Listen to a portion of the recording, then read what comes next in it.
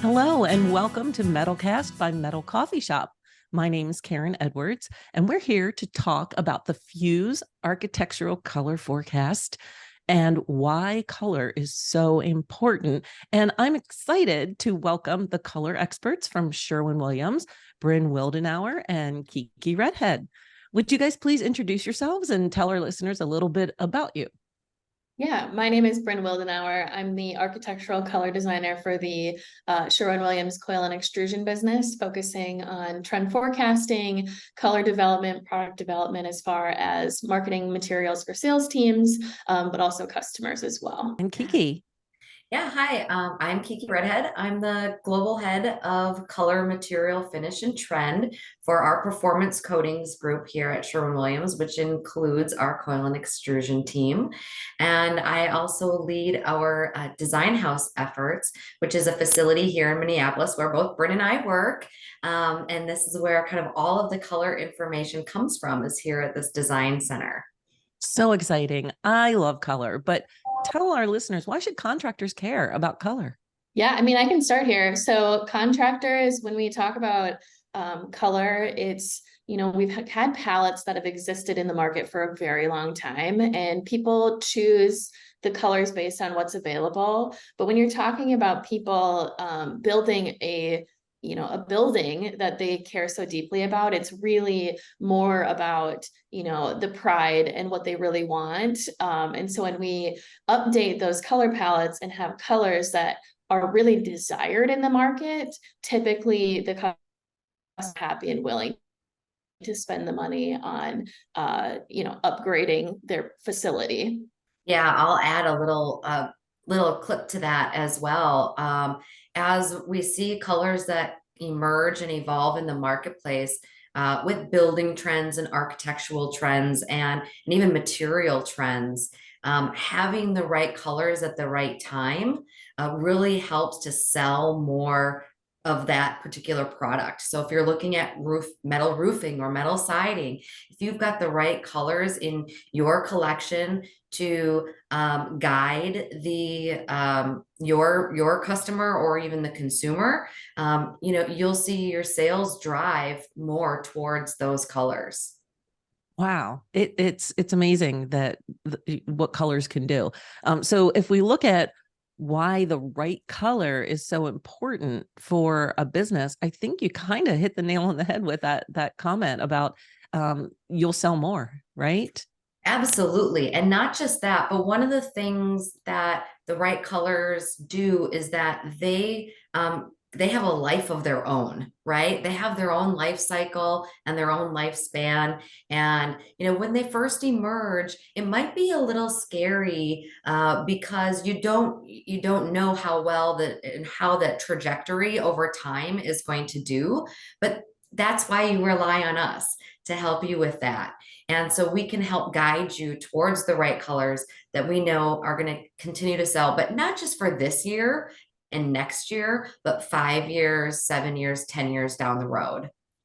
And to that point too, we do a lot of research in regional markets. So when we, have a customer color palette that we're analyzing, and maybe they're in the Southwest, some of those colors that are in the Northeast don't work.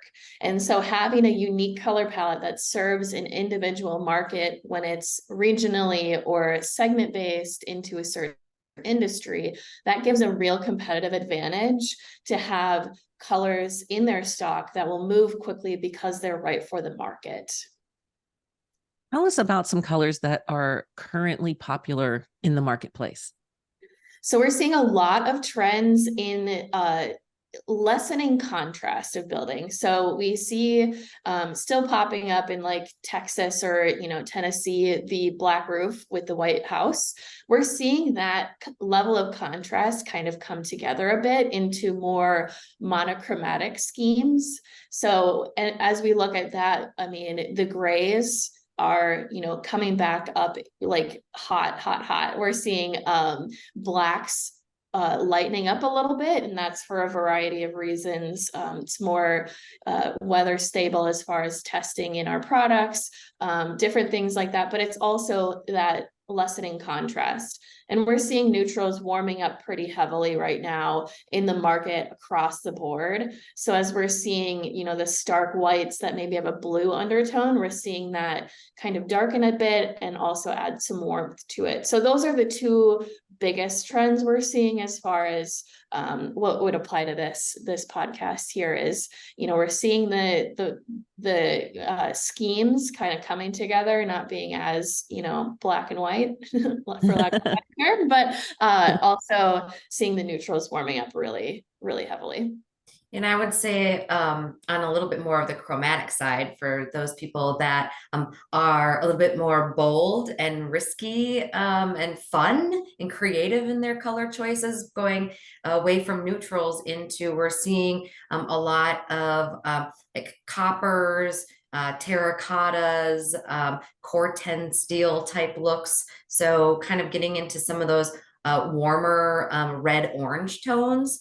And then also on the flip side of that for chromatics, a big drive towards the greens. And we know that sage green and forest green roofs have been a staple for a long time. And they've been in color collections for many, many years. We're seeing those continuing to darken and become a little bit less blue and more green based. Wow. So tell me about the Hues report, what it is, and how the colors are developed for it. So our Hues report, we do a trend forecasting, and we have an entire process where we really dig into research and identifying these trends that are relevant for the market, that are going to have longevity. And essentially the way that we can report this out and share the news about this is through these presentations and through these brochures. So our Hues report has a main mega trend of kind of what's happening in architecture, kind of globally, essentially, with that Hues idea. And then we break it down into 3 different macro trend stories. So macro trends are like the trends for the next 5 to 10 years that are, everything from consumer trends to product trends to technology trends to manufacturing trends, architecture and design trends. And then each of those 3 trend stories are supported by 6 emerging colors in the marketplace. So I'm gonna let Brynn talk a little bit more about kind of how we get to the colors and what those colors are. So when we start to analyze the color spaces for the individual markets, so when we put this report together for architectural trends, we want to cover a ton of different industries, as many as we support within the coil business. So we do a lot of research into what's happening in monumental architecture, not even just in North America, but globally. So we take a look at what's happening in all these different markets and also where color is evolving. So like I said, the neutrals are warming. So what does that look like in all the different markets that we analyze for this report? And a big part of our Hues report is showing these colors in action. So really taking that guesswork kind of out of the picture is showing within a lot of different spaces, what would this color look like on a barn versus a monumental building and everything in between, and how does that kind of all work together as far as the palettes coming together and working within. And so we're looking at, how color schemes are evolving, how color is evolving, different effects in the market that are becoming more and more popular to individualize the products per customer or per project, and taking all of this data and bringing it together and showing how this would work in application. We talk a lot about the capabilities that we have with the different textures, for example, mica metallics, color shifting, the capabilities that we have to do even different print looks like wood grains. Now that's not necessarily something that you would do on the roof. You might do on a siding panel instead, right? But we showfcase all of that through Hues, and it really allows our customers to see the breadth of the capabilities and what could be. So And it's how also does, highlighting innovation as well, okay, because we're showing the new things that are up and coming in our labs and in our R&D.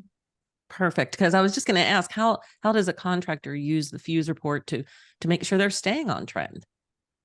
I think the best way to do it is to, get a presentation, kind of review all of the materials, and then understand that, this is a very widespread report. And so in the different technologies or in the different, methods of showing these, you can work with the metal manufacturer, your metal supplier, to really see what would work best in the area, and then they can reach out to their Sherwin sales rep and then work on adding some new colors to the offering. So you talked a little bit about what goes in to pulling this report together, but it's very time intensive, and it doesn't come out every year, right? This comes out every couple of years. Yeah, we're on a 2-year cadence typically, because it is, an evolutionary thing. So we're always doing research, but then we've kind of got to put a stop to it at some point and say, okay, now let's take all that research and let's start the process for actually putting the colors together, working with our lab to be able to develop the colors and the finishes and the all the unique effects, and then also working with our partners in marketing and advertising and graphic design, because that is roughly about a 9-month to a year-long process as well. So it's really when we put out one of these reports, it's like, boom, we're starting the process for the next one. And so it's kind of a continuous flow. Obviously, our customers don't see that, but we are always working on what did we do in the past? Take that look back. What's happening in the market currently, and now where are we going to go for the next few years? And the thing I'll say is, even though the report only comes out every 2 years, we're looking 3, 5, 10 years out. So that 2-year report, this Fuse report, isn't just good for the next 2 years. It can be good for the next 5 years or 10 years. And the fun thing is when we do come out with the next one, then you can use like Fuse and the new one as comparisons, kind of to see, okay, what shifted, what evolved, like what did something new come out, a new innovation, a new technology within the coatings finishes world, or what stayed the same. So if I looked at this navy blue and I was kind of considering this navy blue as maybe an in addition to my collection or what I want to talk about with my customers, where is the navy blue now 2 years later? Did I bank on the right color? And you can look at it through your sales and what the customer is specifying, and then you can also kind of validate that by looking at our trends and kind of reviewing those in comparison. I like that you said what changed, because what we talked about in a previous conversation was how things that are happening in the world currently influence color. I think that's fascinating. Yeah, and I will also add that we know that the building products market evolves very slowly. So when we're looking and analyzing at these things, we've had a navy blue in our forecast the last few years because it is very important and it's shifting slightly, but that navy color space is sticking around for a long time. So when we're analyzing all of this, we understand that, a lot of these things are hard to change in the market. And also the forecast is not always easily digestible because change has not been, a constant in the building products industry as far as color for a long time. So we understand that and want to make sure that, we're taking our time and making sure that this is all very right for all the markets that we serve.